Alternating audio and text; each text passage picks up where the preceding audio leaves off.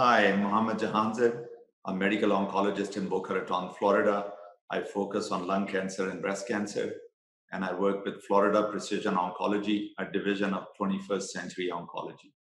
Hi, I'm Dr. Benjamin Levy, and I'm associate professor at Johns Hopkins School of Medicine.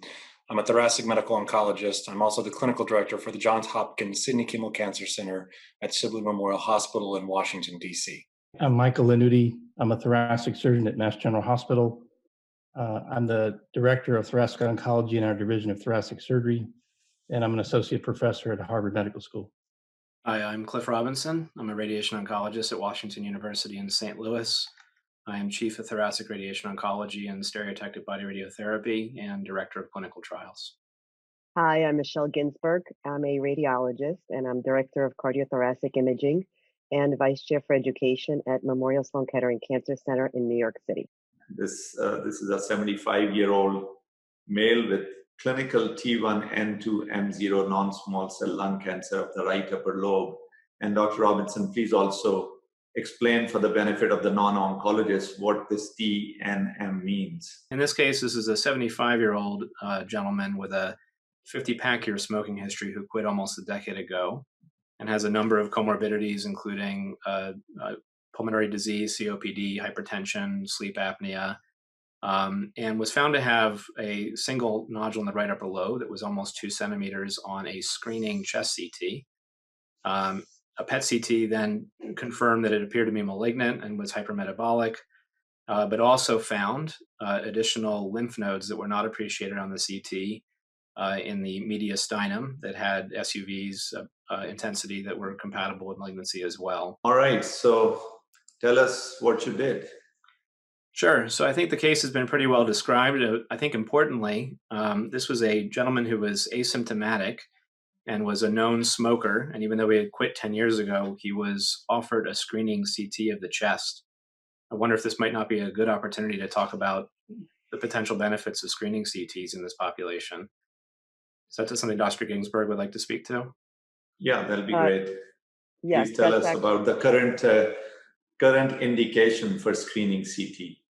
So currently, lung cancer screening is recommended in individuals over the age of 54 that are past or current smokers, depending on pack years.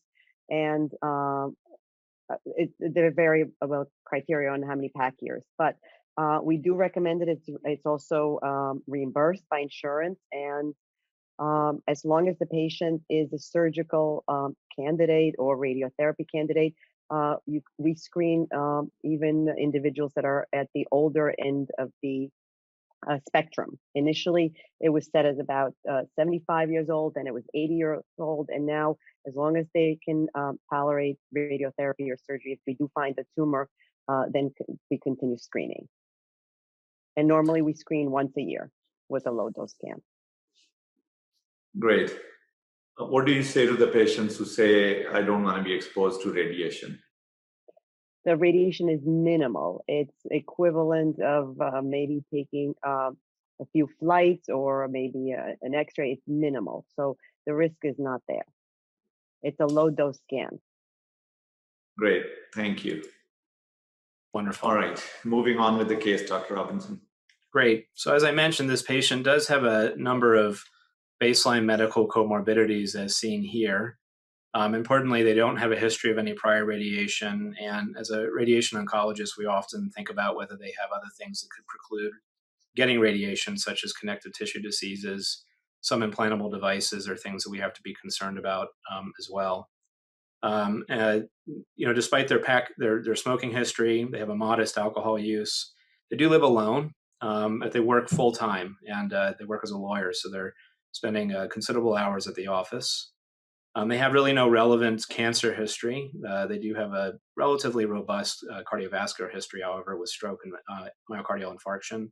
And as mentioned, the PFTs here, I think, are very, very reasonable for somebody with COPD at this age. So they underwent, again, the screening CT, which is shown in the left upper panel, and then I show slices from superior to inferior on the PET scan. So if we just, I guess, keep our attention to those images first, I'll defer to Dr. Ginsberg. So what we see is a 1.7 by 1.3 centimeter spiculated nodule. That's that dense nodule in the right upper lobe, right next to the mediastinum. And on the corresponding PET CT, we see that this nodule is FDG avid with an SUV of 16.2. And additionally, we see that there are lymph nodes in the right paratracheal region that are FDG avid. There's a level 2 node, which had an SUV of 5, and a level 4 of 18.7. And no hilar lymph nodes, though. And the Great. MRI was negative of the brain. Thank you. So, go ahead, Dr. Robinson. Yeah, so based on these imaging findings, the natural next step would be to get a tissue diagnosis, but then optimally, you'd also like to confirm the highest level stage that the patient has.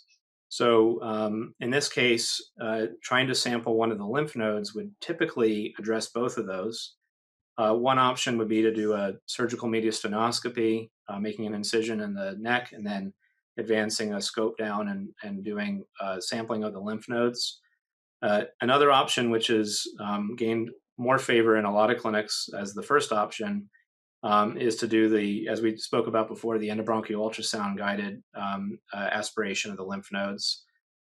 There is quite a bit of variability, just like there's a lot of variability in the kind of completeness of mediastinoscopies. There's a tremendous variability in how these are performed as well. So in this case, this was done at a community center where only a single lymph node was targeted. So they went after the one that was easiest to appreciate on the EBUS, and they sampled that level 4 lymph node. Another approach some centers would take would be to do a more comprehensive lymph node sampling, particularly depending on what treatment options this patient may have.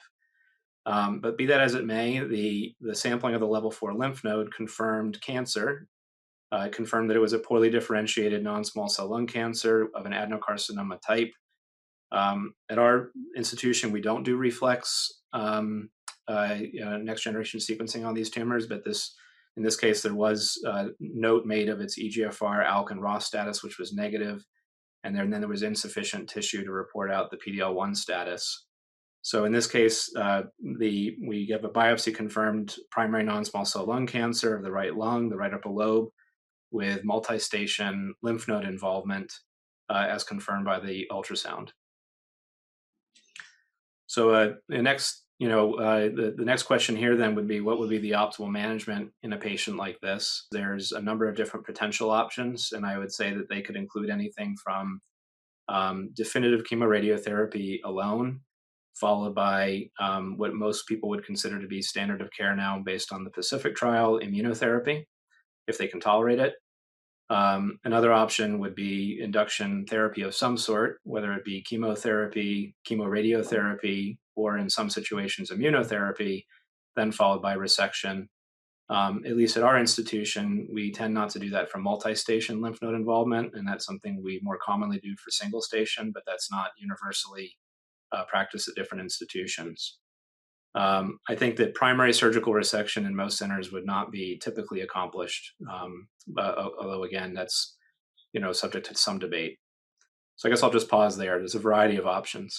This has been a truly enlightening discussion. I thank all of you. These were phenomenal cases, all requiring multidisciplinary input, and it's such a treat to have world-renowned experts discussing them and coming to a consensus. Thank you all.